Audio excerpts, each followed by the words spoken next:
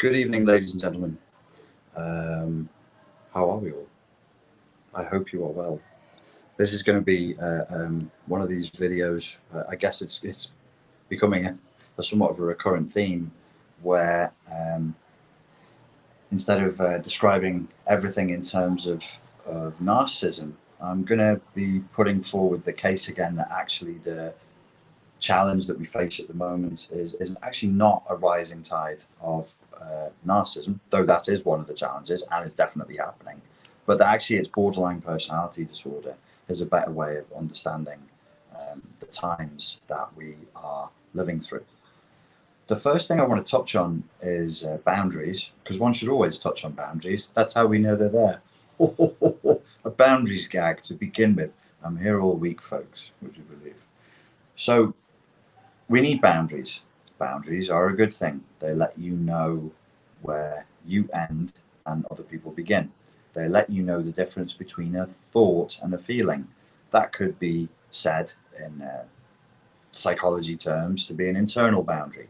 I know the difference between a thought and a feeling. I know the difference between an emotional flashback and cognition that's resulting from that emotional flashback. That would mean that you would know when you were being unfair, or you weren't looking at the data, or you were being prejudiced, or you were engaging in affirmation bias, or logical fallacy, or cognitive biases. We need boundaries. Boundaries are good. When you give children boundaries, they will be annoyed in the moment because you've told them no. So they can run all the way across the garden until they get close to the garden gate where there's a road. And so you run all the way here, but when you get there, you must stop. And from the inside of the boundary, it's annoying because you want total freedom. You want to do whatever the hell you want to do, even if it's not particularly safe for you.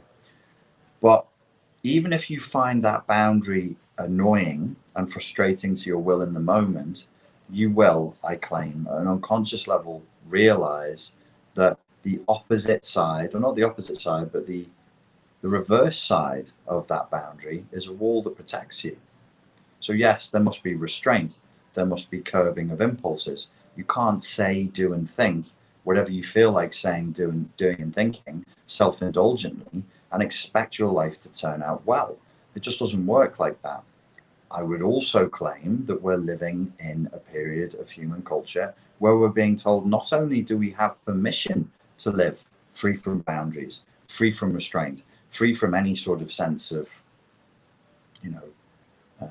the wisdom of humility, the wisdom of taking it easy, the wisdom of smaller portions, the wisdom of, not everything all at once, the wisdom of knowing that infinite freedom is not infinite enjoyment, and that pleasure doesn't really take place along an infinite spectrum. Pleasure, like creativity, really needs restraint. Otherwise, it stops being pleasure, it stops being creativity, it stops being even an experience of freedom, and becomes a kind of nihilistic melange that you are just wading through. I'm a big fan of the phrase, discipline equals freedom. I've heard a few Navy SEALs espouse that philosophy, special ops guys. I think it makes a lot of sense. Discipline equals freedom. There is no, you need yin and you need yang. You need freedom and you need restraint. But we're trying to do all of everything all of the time, and we're trying to do it self-indulgently, and it can never lead anywhere good. It just can't. It can only lead to evil and excess. And it won't be an excess of, as I say, it won't be an excess of restraint. It won't be an excess of wisdom. It'll be an excess of something awful, because that's human nature.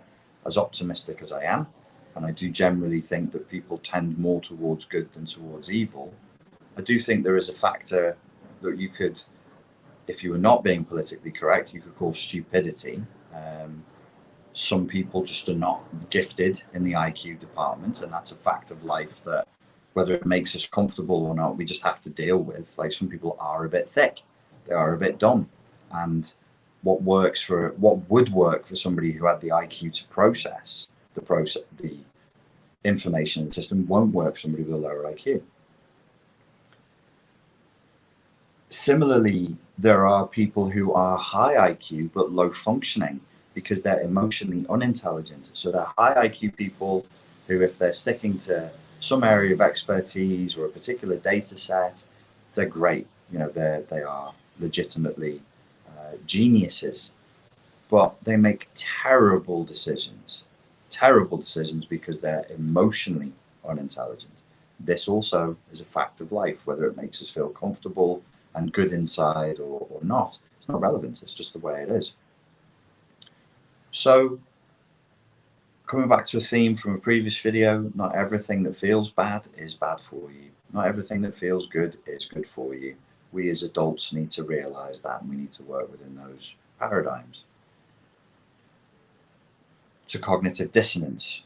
Cognitive dissonance is the feeling of stress that you experience, that an individual would experience.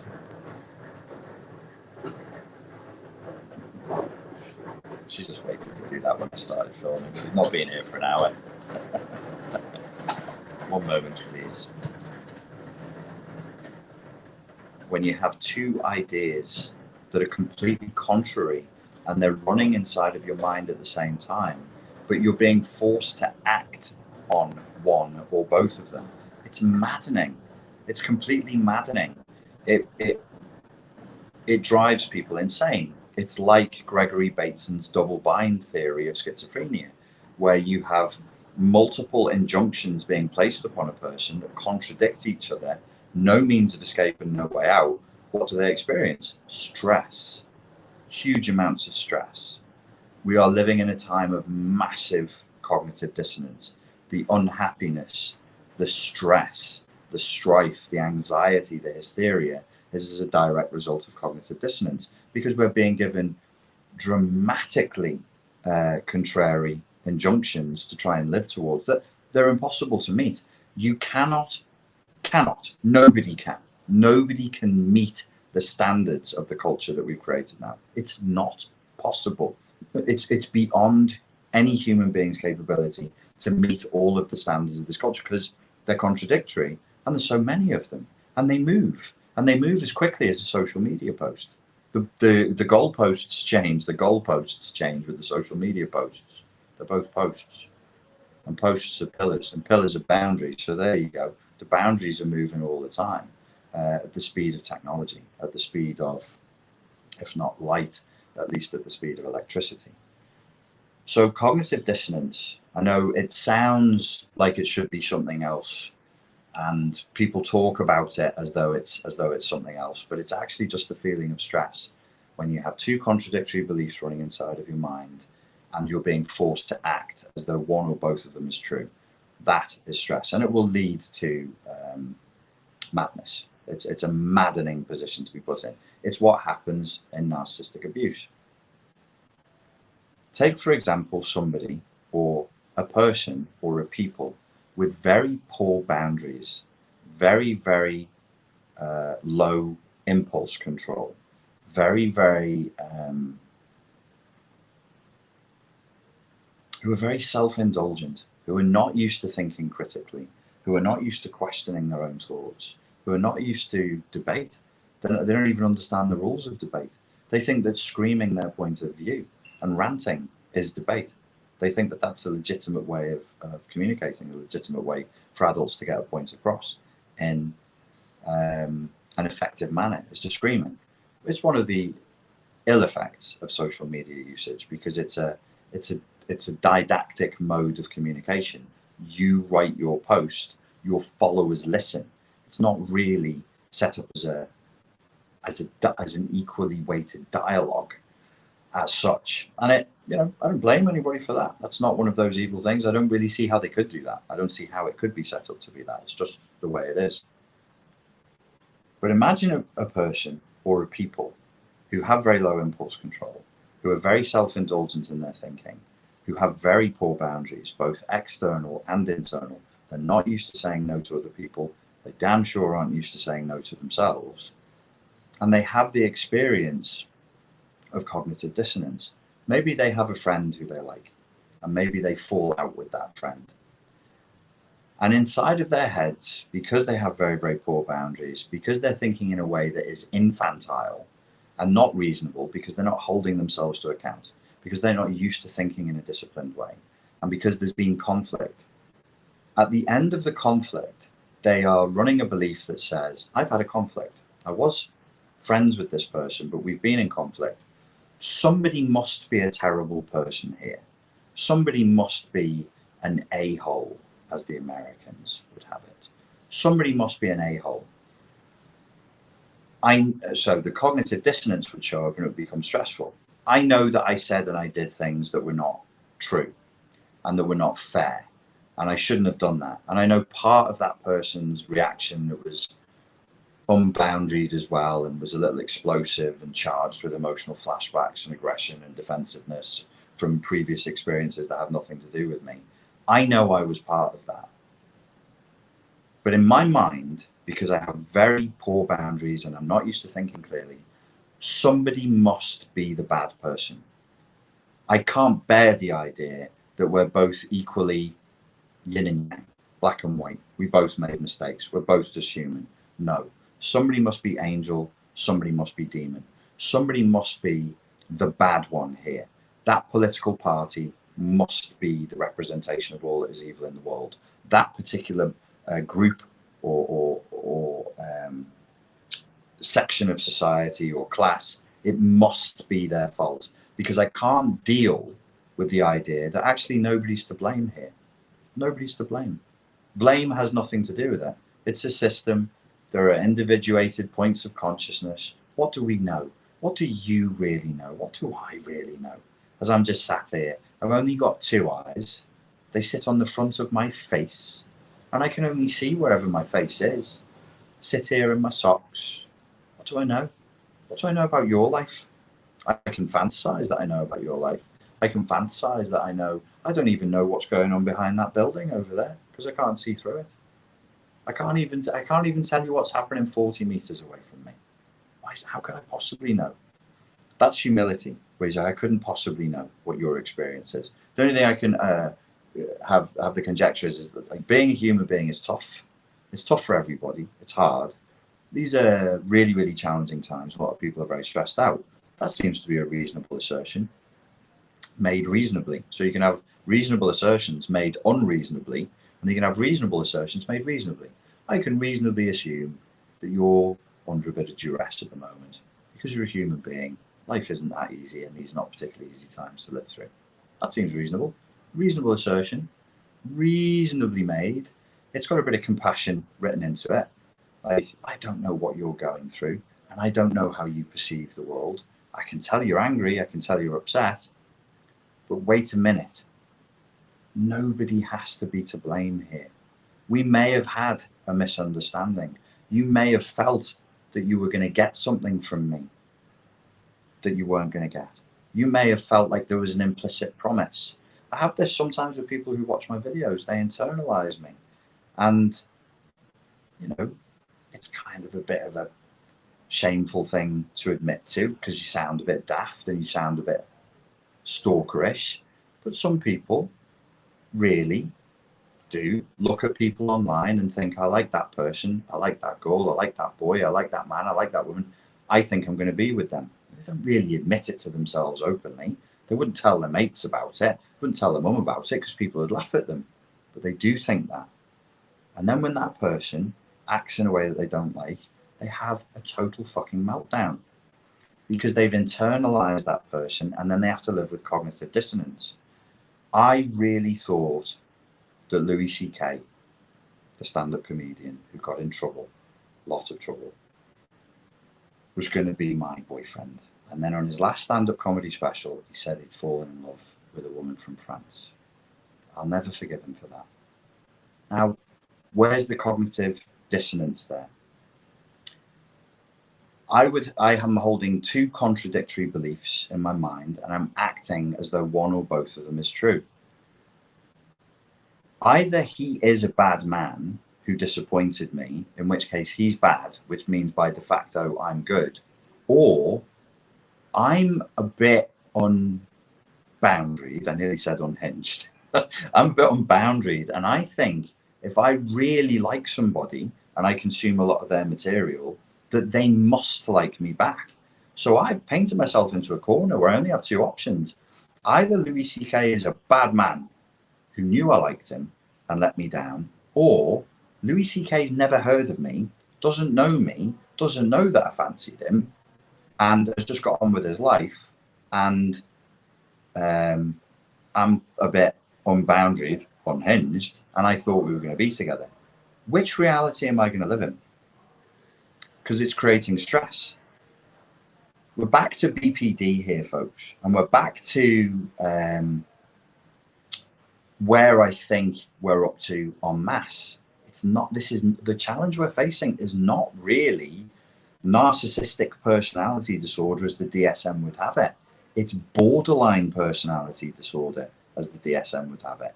It's a unboundaried, I wanted to say dangerous. Dangerous is too much. Chaotic, turbulent way of attaching to things, to people, to what they would call in psychoanalysis objects. I am the subject. The thing which is out there is objects. They are external, but when I internalize them, they become my internalized objects. Did Louis C.K. let me down? Is he a bad man who let me down? Or has he never heard of me? So I've painted myself into a corner where there's only now two options. The cognitive dissonance is so painful and so stressful. I have to live in one of two options. I'm engaging in black and white thinking because I'm traumatized. I'm engaging in catastrophic thinking. Somebody must be the bad man. Somebody must be the bad person here. Somebody did something terrible here, and I'll keep looking until I see what it is. Well, maybe nobody did. Maybe nobody did. Maybe I'm lonely. Maybe I spend too much time online. Maybe I'm traumatized and I don't have enough mates, and I'm not socializing, and I'm not getting positive and negative feedback from human beings, other real people, flesh and blood that I can see face to face. Maybe, you know, there's issues I've not dealt with, and maybe in my loneliness, in my undealt with issues, in my black and white thinking, in my catastrophic thinking, in my emotional flashbacks, I've created a false reality with somebody that I like who I don't know. I don't know the man. I don't know the man. I only know his material, and he makes me laugh, and I think he's funny. I'm using Louis C.K. I don't know why I use Louis C.K. as an example. I think it's Freudian. I think I had a weird, years ago, I had a sexy dream about Louis C.K.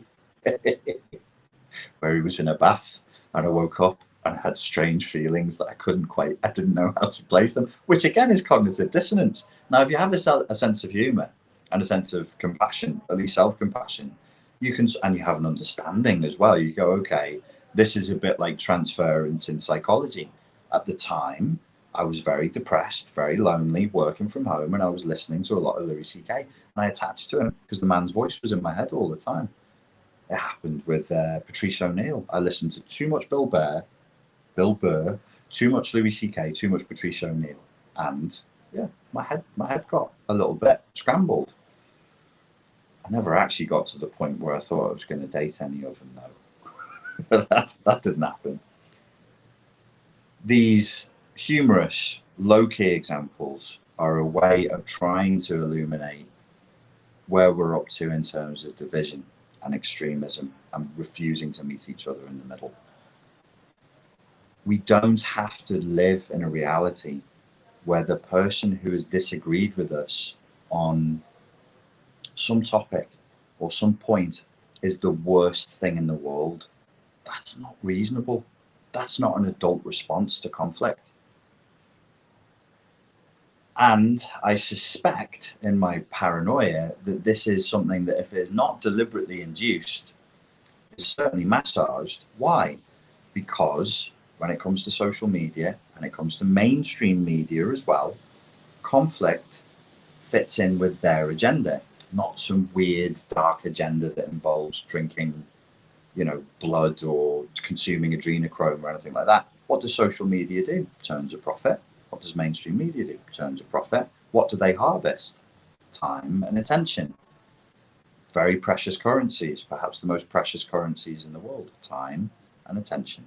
That's why I always thank you for your time and attention at the end of every video, because you are really giving me something that is of value that I can't refund you for. I can't give back to you.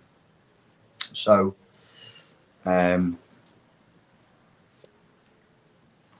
we're looking at this as a thing, we need to realize the medium becomes the message, and it trains us in how we think about reality, and it trains us in how we process our own thoughts and our own feelings.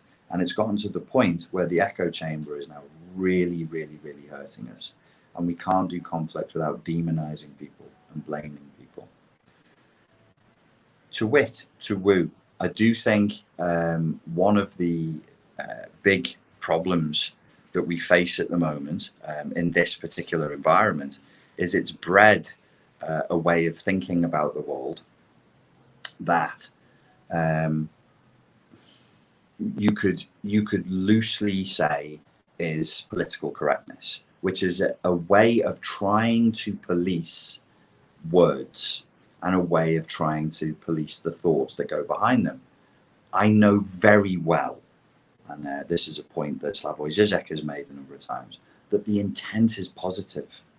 And I agree with the intent. I am a left-leaning person. I'm into psychology, I'm into compassion. Of course, I want people to be heard. I want them to be seen. I do think people's lived subjective experience is important. But if we overdo it, we end up going right the way around the circle, back to a new form of totalitarianism and control. Here's a post by a British psychiatrist. Sorry, a quote, not a post. Back to posts again. Posts are pillars and pillars are boundaries. A British psychiatrist, he worked in the British prison system. Political correctness is communist propaganda writ small. In my study of communist societies, I came to the conclusion that the purpose of communist propaganda was not to persuade or convince, nor to inform, but to humiliate. To assent to obvious lies, which would create massive amounts of cognitive dissonance, that's my insertion, is to cooperate with evil, and in some small way to become evil oneself. One standing to resist anything is thus eroded and even destroyed. A society of emasculated liars is easy to control. I think if you examine political correctness, it has exactly the same effect and is intended to.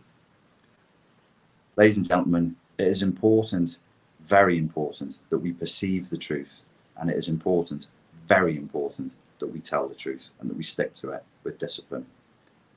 Thank you very much for your time and for your attention, and I look forward to speaking to you again very soon. Cheers.